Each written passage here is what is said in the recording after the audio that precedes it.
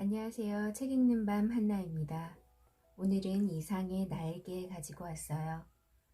이상은 1910년 서울에서 태어난 일제강점기의 시인이자 작가입니다. 날개는 이상이 죽기 1년 전 1936년에 발표한 소설이에요. 이상은 오랫동안 폐렴을 앓다가 28세의 나이에 일찍 죽게 됩니다. 이 날개라는 소설의 주인공은 스스로 박제가 되어버린 천재라고 생각을 하고 아내의 행동을 본 내용을 수동적으로 작성을 합니다. 이 작품은 줄거리, 전개 방식이 명확하지가 않고 이 주인공의 내면에만 치중이 되어 있고 상당히 자폐적인 특징을 가지고 있어요. 주인공은 사회로부터 소외되어서 자신의 흥미나 어떤 형이상학적인 의미에만 집착을 하는 그런 모습을 보여주는데요. 이것은 이상이라는 작가 자기 스스로에 대한 묘사라고 분석이 되고 있습니다. 이상은 1931년에 폐결핵을 진단받고 나서 일을 더 이상 할 수 없게 돼서 황해도 배천온천으로 요양을 갔는데 이곳에서 기생금홍을 알게 되어 나중에 동거를 하기에 이르릅니다. 이 날개라는 작품은 이상이라는 작가가 기생금홍과의 동거 시절을 떠올리며 어떤 자전적인 소설을 쓴 것이 아닌가 이렇게 추측이 되고 있어요. 작가 이름이나 제목은 작품의 제목은 많이 들어보셨겠지만 꼼꼼히 천천히 읽어보신 적이 없을 걸로 생각이 되어 오늘 같이 한번 감상해 보시겠습니다. 날개. 박제가 되어버린 천재를 아시오. 나는 유쾌하오. 이런 때 연애까지가 유쾌하오. 육신이 흐느적 하도록 필요했을 때만 정신이 은화처럼 맑소. 니코틴이 내 횃배 앓는 뱃속으로 숨으면 머릿속에 의뢰히 백지가 준비되었는 법이오. 그 위에다 나는 위트와 패러독스를 바둑포석처럼 늘어놓소. 가공할 상식의 병이오. 나는 또 여인과 생활을 설계하오. 연애 기법에 마저 서먹서먹해진 지성의 극치를 흘낏 들여다본 일이 있기는 말하자면 일종의 정신분일자 말이오. 이런 여인의 반만을 영수하는 생활을 설계한다는 것 말이오. 그런 생활 속에 한 발만 들여놓고 흡사 두 개의 태양처럼 마주 쳐다보면서 낄낄거리는 것이오. 나는 아마 어지간히 인생의 재행이 싱거워서 견딜 수가 없게끔 되고 그만둔 모양이오. 굿바이. 굿바이. 그대는 이따금 그대가 제일 싫어하는 음식을 탐식하는 아이러니를 실천해보는 것도 좋을 것 같소. 위트와 패러독스. 그대 자신을 위조하는 것도 할만한 일이오. 그대의 작품은 한 번도 본 일이 없는 기성품에 의하여 차라리 경편하고 고매하리다. 19세기는 될 수 있거든 봉쇄하여 버리오. 도스토예프스키 정신이란 자칫하면 낭비인 것 같소. 유고를 불란서의 빵 한 조각이라고는 누가 그랬는지 지연인 듯 싶소. 그러나 인생 혹은 그 모형이 있어서 디테일 때문에 속는다거나 해서야 되겠소. 화를 보지 마오. 부디 그대께 구하는 것이니. 감정은 어떤 포즈. 그 포즈가 부동 자세까지 고도화할 때 감정은 딱 공급을 정지합니다. 나는 내 비범한 발육을 회고하여 세상을 보는 안목을 규정하였소. 여왕봉과 미망인. 세상에 하고 많은 여인이 본질적으로 이미 미망인 아닌 이가 있으리까. 아니, 여인의 전부가 그 일상에 있어서 개개 미망인이라는 내 논리가 뜻밖에도 여성에 대한 모독이 되오. 굿바이. 그 33번지라는 것이 구조가 흡사 유곽이라는 느낌이 없지 않다. 한 번지에 18가구가 쭉 어깨를 맞대고 늘어서서 창호가 똑같고 아궁지 모양이 똑같다. 게다가 각 가구에 사는 사람들이 송이송이 꽃과 같이 젊다. 해가 들지 않는다. 해가 드는 것을 그들이 모른 채 하는 까닭이다. 턱살 밑에다 철줄을 매고 얼룩진 이부자리를 널어 말린다는 핑계로 미닫이에 해가 드는 것을 막아버린다. 침침한 방 안에서 낮잠들을 잔다. 그들은 밤에는 잠을 자지 않나? 알 수 없다. 나는 밤이나 낮이나 잠만 자느라고 그런 것은 알 일이 없다. 33번지 18가구의 낮은 참 조용하다. 조용한 것은 낮뿐이다. 어둑어둑하면 그들은 이부자리를 걷어들인다. 전등불이 켜진 뒤의 18가구는 낮보다 훨씬 화려하다. 저무도록 미닫이 여닫는 소리가 잦다. 바빠진다. 여러 가지 냄새가 나기 시작한다. 비옷 굽는 냄새, 당고 도란 냄새, 뜨물 냄새, 비누 냄새. 그러나 이런 것들보다도 그들의 문패가 제일로 고개를 끄덕이게 하는 것이다. 이 18가구를 대표하는 대문이라는 것이 일각이 져서 외따로 떨어지기는 했으나 있다. 그러나 그것은 한 번도 다친 일이 없는 행길이나 마찬가지 대문인 것이다. 왠가 장사치들은 하루 가운데 어느 시간에라도 이 대문을 통하여 드나들 수가 있는 것이다. 이네들은 문간에서 두부를 사는 것이 아니라 미닫이만 열고 방에서 두부를 사는 것이다. 이렇게 생긴 33번지 대문에 그들 18가구의 문패를 몰아다 붙이는 것은 의미가 없다. 그들은 어느 사이인가 각 미닫이 위 백인당이니 길상당이니 써붙인 한 곁에다 문패를 붙이는 풍속을 가져다 버렸다. 내 방 미닫이 위 한 곁에 칼뼈 딱지를 내세다 낸 것만한 내 아내의 명함이 붙어있는 것도 이 풍속을 좇은 것이 아닐 수 없다. 나는 그러나 그들의 아무와도 놀지 않는다. 놀지 않을 뿐만 아니라 인사도 않는다. 나는 내 아내와 인사하는 외에 누구와도 인사하고 싶지 않았다. 내 아내 외의 다른 사람과 인사를 하거나 놀거나 하는 것은 내 아내 낯을 보아 좋지 않은 일인 것만 같이 생각이 들었기 때문이다. 나는 이만큼까지 내 아내를 소중히 생각한 것이다. 내가 이렇게까지 내 아내를 소중히 생각한 까닭은 이 33번지 18가구 가운데서 내 아내가 내 아내의 명함처럼 제일 작고 제일 아름다운 것을 안 까닭이다. 18가구의 각기 벌러들은 송이송이 꽃들 가운데도 내 아내는 특히 아름다운 한떨기의 꽃으로 이 함석지붕 및 볕 안 드는 지역에서 어디까지든지 찬란하였다.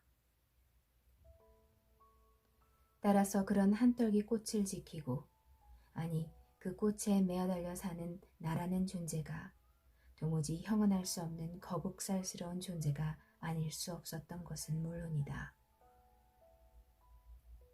나는 언제까지든지 내 방이 집이 아니다. 집은 없다. 마음에 들었다.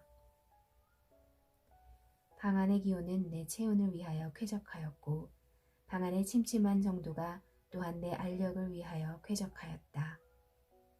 나는 내 방 이상의 서늘한 방도 또 따뜻한 방도 희망하지는 않았다. 이 이상으로 밝거나 이 이상으로 아늑한 방을 원하지 않았다. 내 방은 나 하나를 위하여 요만한 정도를 꾸준히 지켜주는 것 같아 늘 내 방이 감사하였고, 나는 또 이런 방을 위하여 이 세상에 태어난 것만 같아서 즐거웠다.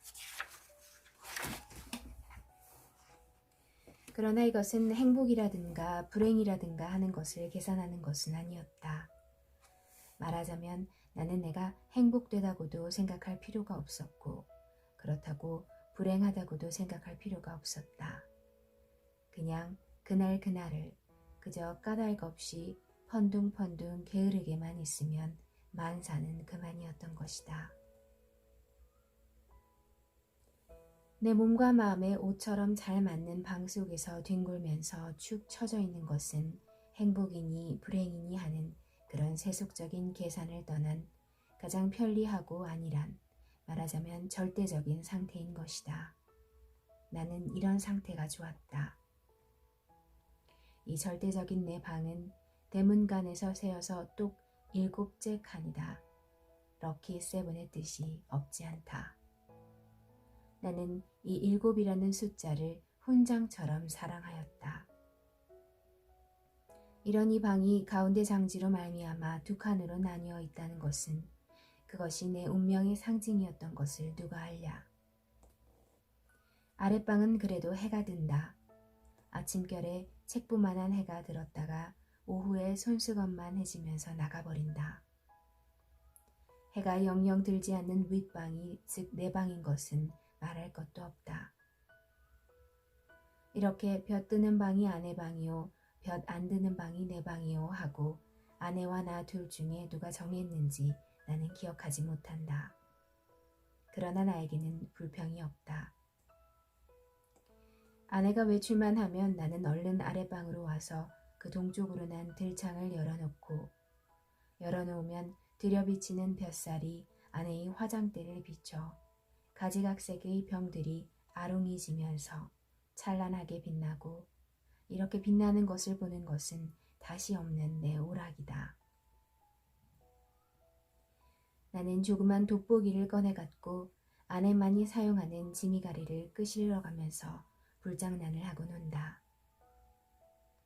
평행광선을 굴절시켜서 한 초점에 모아가지고 그 초점이 따끈따끈해지다가 마지막에는 종이를 끄실리기 시작하고 가느다란 연기를 내면서 드디어 구멍을 뚫어놓는 데까지 이르는 그 얼마 안 되는 동안의 초조한 맛이 죽고 싶을 만치 내게는 재미있었다. 이 장난이 실증이 나면 나는 또 아내의 손잡이 거울을 갖고 여러 가지로 논다. 거울은 제 얼굴을 비출 때만 실용적이다. 그 외의 경우에는 도무지 장난감인 것이다. 이 장난도 곧 실증이 난다. 나의 유희심은 육체적인 데서 정신적인 데로 비약한다. 나는 거울을 내던지고 아내의 화장대 앞으로 가까이 가서 나란히 늘어놓인 그 가지각색의 화장품 병들을 들여다본다. 그것들은 세상의 무엇보다도 매력적이다. 나는 그 중에 하나만을 골라서 가만히 마개를 빼고 병 구멍을 내 코에 갖다 대고 숨죽이듯이 가벼운 호흡을 하여 본다. 이국적인 센슈얼한 향기가 폐로 스며들면 나는 저절로 스르르 감기는 내 눈을 느낀다. 확실히 아내의 채취의 파편이다. 나는 도로 병마개를 맞고 생각해본다. 아내의 어느 부분에서 요 내음새가 났던가를. 그러나 그것은 분명치 않다. 왜?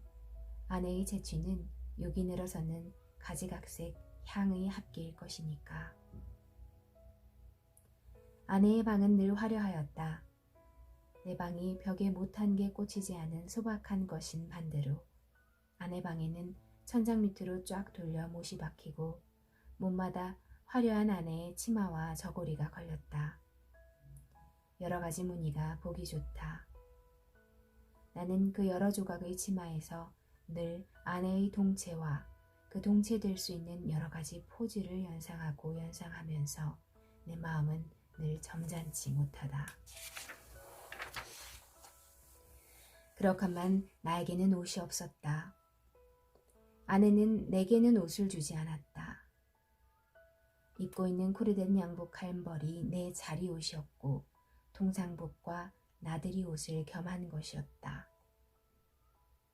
그리고 하이네크의 스웨터가 한 조각 사철을 통한 내 내의다. 그것들은 하나같이 다 빛이 검다. 그것은 내 짐작 같아서는 즉 빨래를 될 수 있는 데까지 하지 않아도 보기 싫지 않도록 하기 위한 것이 아닌가 한다. 나는 허리와 두 가랑이 세 군데 다 고무밴드가 끼워있는 부드러운 사루마다를 입고 그리고 아무 소리 없이 잘 놀았다. 어느덧 손수건만 해줬던 볕이 나갔는데 아내는 외출해서 돌아오지 않는다. 나는 요만 일에도 좀 피곤하였고 또 아내가 돌아오기 전에 내 방으로 가 있어야 될 것을 생각하고 그만 내 방으로 건너간다. 내 방은 침침하다.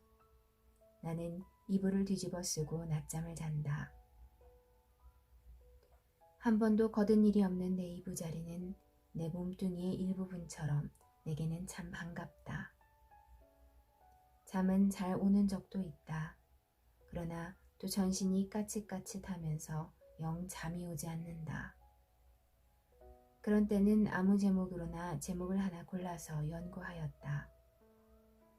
나는 내 좀 축축한 이불 속에서 참 여러 가지 발명도 하였고 논문도 많이 썼다.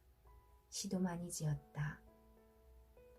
그러나 그것들은 내가 잠이 드는 것과 동시에 내 방에 담겨서 철철 넘치는 그 흐느흐느한 공기에 다 비누처럼 풀어져서 온데간데였고 한참 자고 깬 나는 속이 무명 헝겊이나 메밀 껍질로 띵띵 찬 한 덩어리 베개와도 같은 한 벌 신경이었을 뿐이고 하였다. 그러기에 나는 빈대가 무엇보다도 싫었다. 그러나 내 방에서는 겨울에도 몇 마리씩의 빈대가 끊이지 않고 나왔다. 내게 근심이 있다면 오직 이 빈대를 미워하는 근심일 것이다. 나는 빈대에게 물려서 가려운 자리를 피가 나도록 긁었다. 쓰라리다. 그것은 그윽한 쾌감에 틀림없었다. 나는 혼곤히 잠이 든다. 나는 그러나 그런 이불 속의 사색 생활에서도 적극적인 것을 궁리하는 법이 없다. 내게는 그럴 필요가 대체 없었다. 만일 내가 그런 좀 자극적인 것을 궁리해내었을 경우에 나는 반드시 내 아내와 의논하여야 할 것이고 그러면 반드시 나는 아내에게 꾸지람을 들을 것이고 나는 꾸지람이 무서웠다는 이보다도 성가셨다. 내가 제법 한 사람의 사회인 자격으로 일을 해보는 것도 아내에게 사설 듣는 것도 나는 가장 게으른 동물처럼 게으른 것이 좋았다. 될 수만 있으면 이 무의미한 인간의 탈을 벗어버리고도 싶었다. 나에게는 인간 사회가 스스로웠다. 생활이 스스로웠다. 모두가 서먹서먹할 뿐이었다. 아내는 하루에 2번 세수를 한다. 나는 하루 1번도 세수를 하지 않는다. 나는 밤중 3시나 4시 해서 변소에 갔다. 달이 밝은 밤에는 한참씩 마당에 우두커니 섰다가 들어오곤 한다. 그러니까 나는 이 18가구의 아무와도 얼굴이 마주치는 일이 거의 없다. 그러면서도 나는 이 18가구의 젊은 여인네 얼굴들을 거반 다 기억하고 있었다. 그들은 하나같이 내 아내만 못하였다. 11시쯤에서 하는 아내의 첫 번째 세수는 좀 간단하다. 그러나 저녁 7시쯤 해서 하는 2번째 세수는 손이 많이 간다. 아내는 낮에보다도 밤에 더 좋고 깨끗한 옷을 입는다. 그리고 낮에도 외출하고 밤에도 외출하였다. 아내에게 직업이 있었던가? 나는 아내의 직업이 무엇인지 알 수 없다. 만일 아내에게 직업이 없었다면 같이 직업이 없는 나처럼 외출할 필요가 생기지 않을 것인데 아내는 외출한다. 외출할 뿐만 아니라 내객이 많다. 아내에게 내객이 많은 날은 나는 온종일 내 방에서 이불을 쓰고 누워 있어야만 된다. 불장난도 못한다. 화장품 내음도 못 맡는다. 그런 날은 나는 의식적으로 우울해하였다. 그러면 아내는 나에게 돈을 준다. 50전짜리 은화다. 나는 그것이 좋았다. 그러나 그것을 무엇에 써야 옳을지 몰라서 늘 머리맡에 던져두고 한 것이 어느 결에 모여서 꽤 많아졌다. 어느 날 이것을 본 아내는 금고처럼 생긴 벙어리를 사다 준다. 나는 한 푼씩 그 속에 넣고 열쇠는 아내가 가져갔다. 그 후에도 나는 더러 은화를 그 벙어리에 넣은 것을 기억한다. 그리고 나는 게을렀다. 얼마 후 아내의 머리 쪽에 보지 못하던 눈깔잠이 하나 여드름처럼 돋았던 것은 바로 그 금고형 벙어리의 무게가 가벼워졌다는 증거일까? 그러나 나는 드디어 머리맡에 놓였던 그 벙어리에 손을 대지 않고 말았다. 내 게으름은 그런 것에 내 주의를 환기시키기도 싫었다. 아내에게 내객이 있는 날은 이불 속으로 안만 깊이 들어가도 비 오는 날만큼 잠이 잘 오지는 않았다. 나는 그런 때 아내에게는 왜 늘 돈이 있나, 왜 돈이 많은가를 연구했다. 내객들은 장지 저쪽에 내가 있는 것은 모르나 보다. 내 아내와 나도 좀 하기 어려운 농을 아주 서슴지 않고 쉽게 해내던지는 것이다. 그러나 내 아내를 가운데 서너 사람의 내객들은 늘 비교적 점잖았다고 볼 수 있는 것이 자정이 지나면 의례히 돌아들 같다. 그들 가운데 퍽 교양이 옅은 자도 있는 듯 싶었는데 그런 자는 보통 음식을 사다 놓고 먹는다. 그래서 보충을 하고 대체로 무사하였다. 나는 우선 내 아내의 직업이 무엇인가를 연구하기에 착수하였으나 좁은 시야와 부족한 지식으로 이것을 알아내기 힘이 든다. 나는 끝끝내 내 아내의 직업이 무엇인가를 모르고 말려나 보다. 아내는 늘 진솔버섯만 신었다. 아내는 밥도 지었다. 아내가 밥 짓는 것을 나는 한 번도 구경한 일은 없으나 언제든지 끼니 때면 내 방으로 내 조석밥을 날라다 주는 것이다. 우리 집에는 나와 내 아내 외에 다른 사람은 아무도 없다. 이 밥은 분명히 아내가 손수 지었음에 틀림없다. 그러나 아내는 한 번도 나를 자기 방으로 부른 일이 없다. 나는 늘 윗방에서 나 혼자서 밥을 먹고 잠을 잤다. 밥은 너무 맛이 없었다. 반찬이 너무 엉성하였다. 나는 닭이나 강아지처럼 말없이 주는 모이를 넙죽넙죽 받아먹기는 했으나 내심 야속하게 생각한 적도 더러없지 않다. 나는 안색이 여지없이 창백해 가면서 말라들어갔다. 나날이 눈에 보이듯이 기운이 줄어들었다. 영양 부족으로 하여 몸뚱이 곳곳이 뼈가 불쑥불쑥 내밀었다. 하룻밤 사이에도 수십 차를 돌아눕지 않고는 여기저기가 배겨서 나는 배겨낼 수가 없었다. 그렇기 때문에 나는 내 이불 속으로 아내가 늘 흔히 쓸 수 있는 저 돈의 출처를 탐색해보는 일변 장지 틈으로 새어나오는 아랫방의 음식은 무엇일까를 간단히 연구하였다. 나는 잠이 잘 안 왔다. 깨달았다. 아내가 쓰는 돈은 그 내게는 다만 실없는 사람들로밖에 보이지 않는 까닭 모를 내객들이 놓고 가는 것에 틀림없으리라는 것을 나는 깨달았다. 그러나 왜 그들 내객은 돈을 놓고 가나?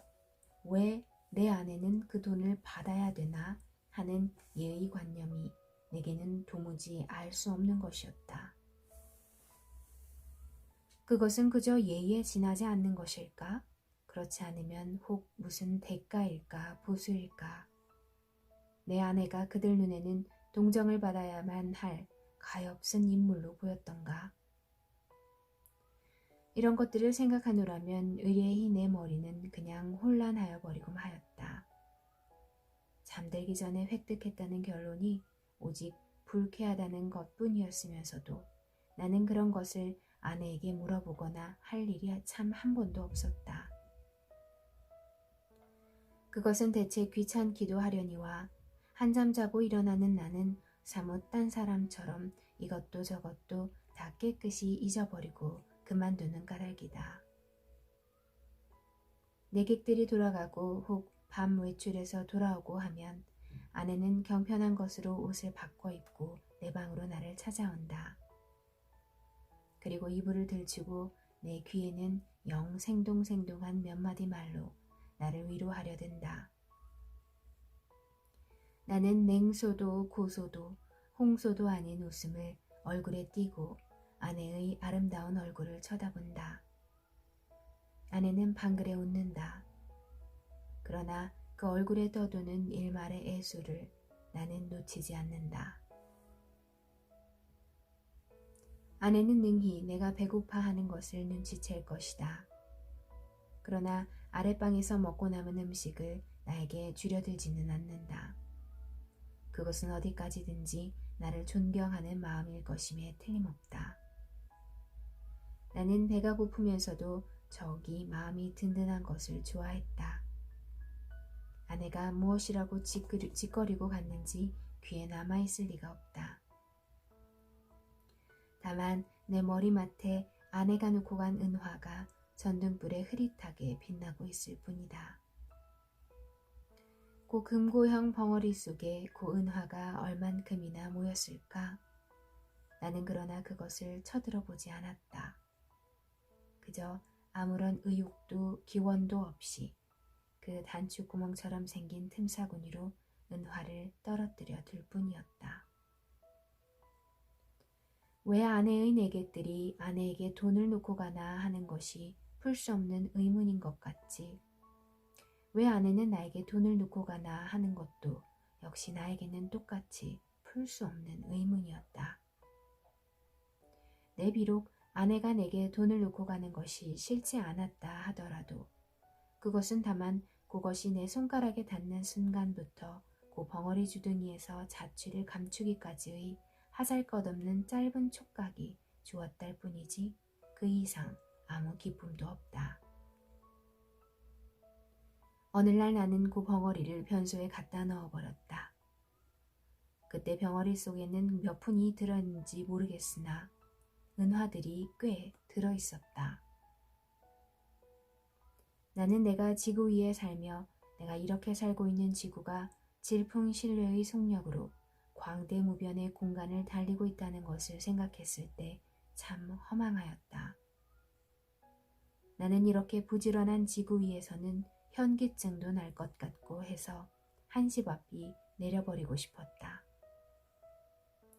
이불 속에서 이런 생각을 하고 난 뒤에는 나는 그 은화를 그 벙어리에 넣고 하는 것조차가 귀찮아졌다. 나는 아내가 손수 벙어리를 사용하였으면 하고 희망하였다. 벙어리도 돈도 사실에는 아내에게만 필요한 것이지 내게는 애초부터 의미가 전혀 없는 것이었으니까 될 수만 있으면 그 벙어리를 아내는 아내 방으로 가져갔으면 하고 기다렸다. 그러나 아내는 가져가지 않는다. 나는 내가 아내 방으로 가져다 둘까 하고 생각하여 보았으나 그 즈음에는 아내의 내객이 원체 많아서 내가 아내 방에 가볼 기회가 도무지 없었다. 그래서 나는 하는 수 없이 변소에 갖다 집어넣어 버리고 만 것이다. 나는 서글픈 마음으로 아내의 꾸지람을 기다렸다. 그러나 아내는 끝내 아무 말도 나에게 묻지도 하지도 않았을 뿐만 아니라 여전히 돈은 돈대로 내 머리맡에 놓고 가지 않나. 내 머리맡에는 어느덧 은화가 꽤 많이 모였다. 내 객이 아내에게 돈을 놓고 가는 것이나 아내가 내게 돈을 놓고 가는 것이나 일종의 쾌감, 그 외의 다른 아무런 이유도 없는 것은 아닐까 하는 것을 나는 또 이불 속에서 연구하기 시작하였다. 쾌감이라면 어떤 종류의 쾌감일까를 계속하여 연구하였다. 그러나 그것은 이불 속의 연구로는 알 길이 없었다. 쾌감 하고 나는 뜻밖에도 이 문제에 대해서만 흥미를 느꼈다. 아내는 물론 나를 늘 감금하다시피 하여왔다. 내게 불평이 있을 리 없다. 그런 중에도 나는 그 쾌감이라는 것의 유무를 체험하고 싶었다. 나는 아내의 밤 외출 틈을 타서 밖으로 나왔다. 나는 거리에서 잊어버리지 않고 가지고 나온 은화를 지폐로 바꾼다. 5원이나 된다. 그것을 주머니에 넣고 나는 목적을 잃어버리기 위하여 얼마든지 거리를 쏘다녔다. 오래간만에 보는 거리는 거의 경의에 가까울 만치 내 신경을 흥분시키지 않고는 마지 않았다. 나는 금시에 피곤하여 버렸다. 그러나 나는 참았다. 그리고 밤이 이슥하도록 까닭을 잊어버린 채 이 거리 저 거리로 지향 없이 헤매었다. 돈은 물론 한 푼도 쓰지 않았다. 돈을 쓸 아무 엄두도 나지 않았다. 나는 벌써 돈을 쓰는 기능을 완전히 상실한 것 같았다. 나는 과연 피로를 이 이상 견디기가 어려웠다. 나는 가까스로 내 집을 찾았다. 나는 내 방으로 가려면 아내 방을 통과하지 않으면 안 될 것을 알고 아내에게 내 객이 있나 없나를 걱정하면서 미닫인 문 앞에서 좀 거북살스럽게 기침을 한 번 했으니 이것은 참 또 너무 암상스럽게 미닫이가 열리면서 아내의 얼굴과 그 등 뒤에 낯선 남자의 얼굴이 이쪽을 내다보는 것이다. 나는 벼랑간 내어 쏟아지는 불빛에 눈이 부셔서 좀 머뭇머뭇했다. 나는 아내의 눈초리를 못 본 것은 아니다. 그러나 나는 모른 채 하는 수밖에 없었다. 왜? 나는 어쨌든 아내의 방을 통과하지 아니하면 안 되니까.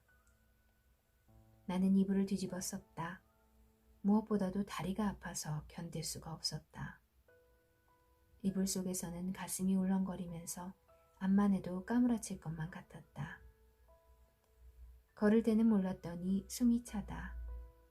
등에 식은땀이 쭉 내배인다. 나는 외출하는 것을 후회하였다. 이런 피로를 잊고 어서 잠이 들었으면 좋겠다. 한잠 잘 자고 싶었다. 얼마 동안이나 비스듬히 엎드려 있었더니 차츰차츰 뚝딱거리는 가슴 동기가 가라앉는다. 그만해도 우선 살 것 같았다. 나는 몸을 돌려 반드시 천장을 향하고 쭉 다리를 뻗었다. 그러나 나는 또다시 가슴의 동기를 피할 수 없게 되었다. 아랫방에서 아내와 그 남자의 내 귀에도 들리지 않을 만치 옅은 목소리로 소근거리는 기척이 장지 틈으로 전하여 왔던 것이다. 청각을 더 예민하게 하기 위하여 나는 눈을 떴다. 그리고 숨을 죽였다. 그러나 그때는 벌써 아내와 남자는 앉았던 자리를 툭툭 털며 일어서고 일어서면서 옷과 모자 쓰는 기척이 나는 듯하더니 이어 미닫이가 열리고 구두 뒤축 소리가 나고 그리고 뜰에 내려서는 소리가 쿵 하고 나면서 뒤를 따르는 아내의 고무신 소리가 두어 발자국 찍찍 나고 사뿐사뿐 나나 하는 사이에 두 사람의 발소리가 대문간 쪽으로 사라졌다. 나는 아내의 이런 태도를 본 일이 없다. 아내는 어떤 사람과도 결코 소근거리는 법이 없다. 나는 윗방에서 이불을 쓰고 누웠는 동안에도 혹 술이 취해서 혀가 잘 돌아가지 않는 내객들의 담화는 덜어 놓치는 수가 있어도 아내의 높지도 얕지도 않은 말소리는 일찍이 한마디도 놓쳐본 일이 없다. 덜어 내 귀에 거슬리는 소리가 있어도 나는 그것이 태연한 목소리로 내 귀에 들렸다는 이유로 충분히 안심이 되었다. 그러던 아내의 이런 태도는 필시 그 속에 여간하지 않은 사정이 있는 듯이 생각이 되고 내 마음은 좀 서운했으나 그러나 그보다도 나는 좀 너무 피곤해서 오늘만은 이불 속에서 아무것도 연구치 않기로 굳게 결심하고 잠을 기다렸다. 잠은 종처럼 오지 않았다. 대문간에 나간 아내도 종처럼 들어오지 않았다. 그러는 동안에 흐지부지 나는 잠이 들어버렸다. 꿈이 얼숭덜숭 종을 잡을 수 없는 거리의 풍경을 여전히 헤맸다. 나는 몹시 흔들렸다. 내객을 보내고 들어온 아내가 잠든 나를 잡아 흔드는 것이다.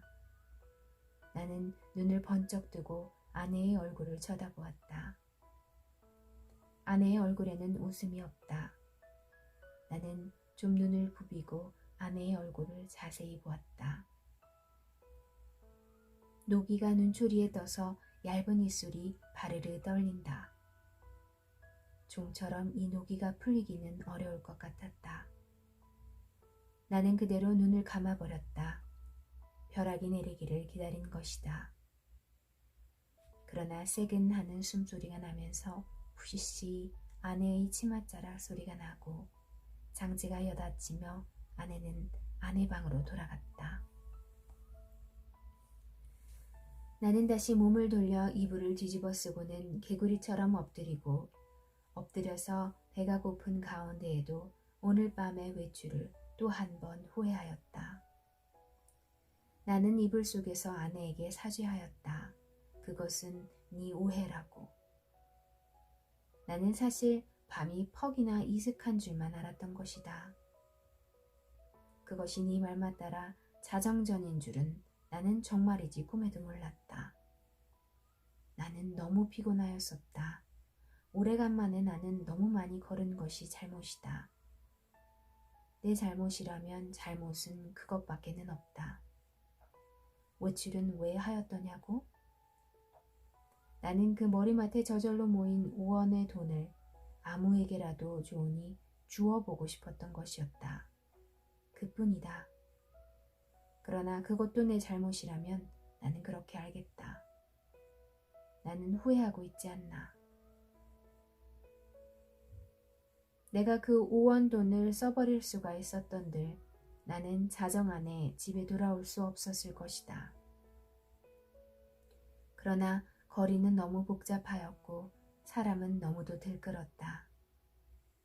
나는 어느 사람을 붙들고 그 5원 돈을 내주어야 할지 갈피를 잡을 수가 없었다. 그러는 동안에 나는 여지없이 피곤해버리고 말았던 것이다. 나는 무엇보다도 좀 쉬고 싶었다.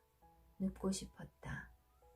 그래서 나는 하는 수 없이 집으로 돌아온 것이다. 내 짐작 같아서는 밤이 언지간히 늦은 줄만 알았는데 그것이 불행히도 자정전이었다는 것은 참 안 된 일이다. 미안한 일이다. 나는 얼마든지 사죄하여도 좋다. 그러나 종시 아내의 오해를 풀지 못하였다 하면 내가 이렇게까지 사죄하는 보람은 그럼 어디 있나 한심하였다.